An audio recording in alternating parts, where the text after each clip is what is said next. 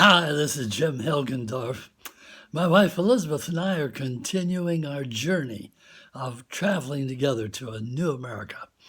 Elizabeth passed away about a year and a half ago, but we're together still, heart to heart, in life, in death, moving together, reaching out to people all across this country. And as we move along, I really like to point out here and there some of the remarkable great people who came before us in this country of America. One of these was a woman named Abby Kelley Foster. You may never have heard of her, but she was something else. Abby was born on a farm in 1811 in Worcester, Massachusetts. In her 20s, her early years, she became a teacher. And she did this for several years. And then when she was in her 20s, she attended one day a lecture by the great abolitionist William Lloyd Garrison. And this changed her life and her direction. She became very involved in the anti-slavery movement. And in 1838, she was part of an anti-slavery convention in Philadelphia that was so controversial that after this convention ended, the building was burned to the ground.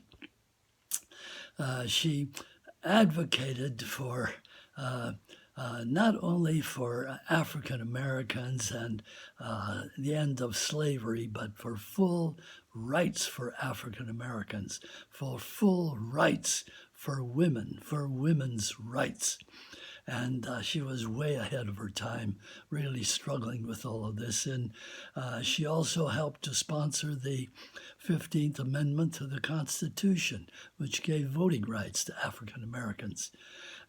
She was at the forefront of women's rights movements also. Abby was no half-hearted reformer. She wanted full rights now for African Americans and for women. And, one period, about 20 years, Abby traveled from town to little town across America at that time, really talking to people, advocating for these great issues. And I love her motto. Her motto was, "Go where you are least wanted, for there you are most needed." One of the things that Abby was renowned for was her advocacy of come-outerism. Come-outerism. And by this she meant that if you were if you were a part of a church, then you had to come out of any church, or religion or church or organization that supported slavery and was not out in the forefront trying to battle against it. You had to get out, come out. And I think, in our own time, kind of morally confusing time too, we have a need for this kind of come-outerism also. For the last several years, we've been in a situation of a president, a Republican Party that have a president who has openly tried to divide people, who denigrated people, Mexican Americans, peoples from other nationalities, who defamed women, who really is part of a Republican Party that has tried to destroy voting rights and the efficacy of the press and the truth of the press.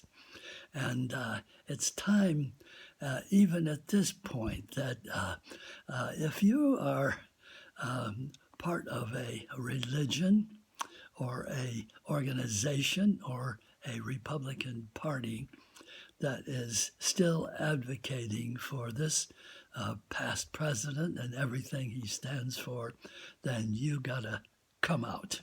You've got to come out of it if you have any sort of moral standing with your religion.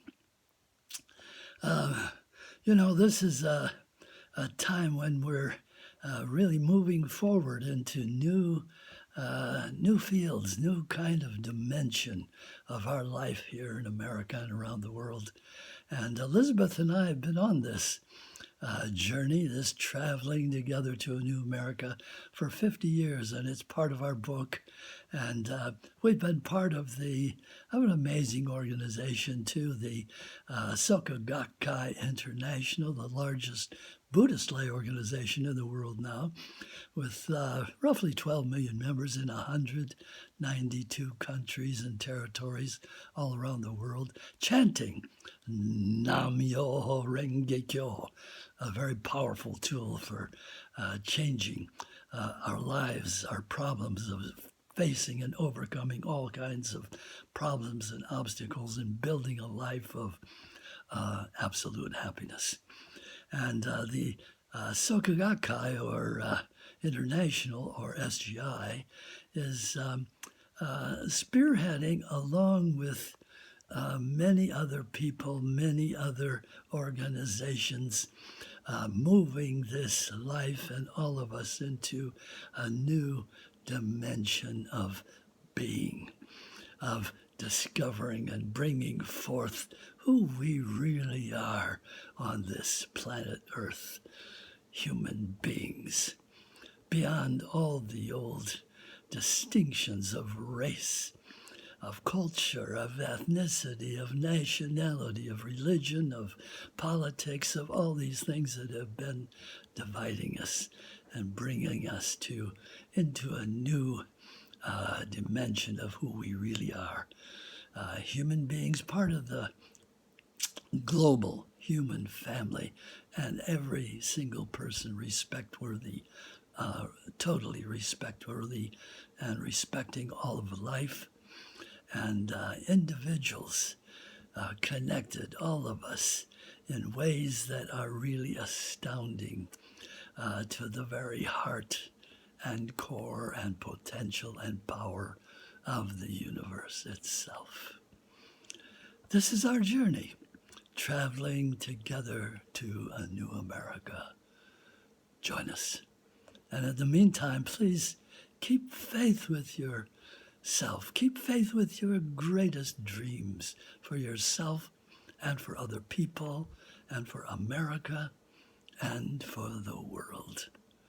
Nam-myoho Renge-kyo.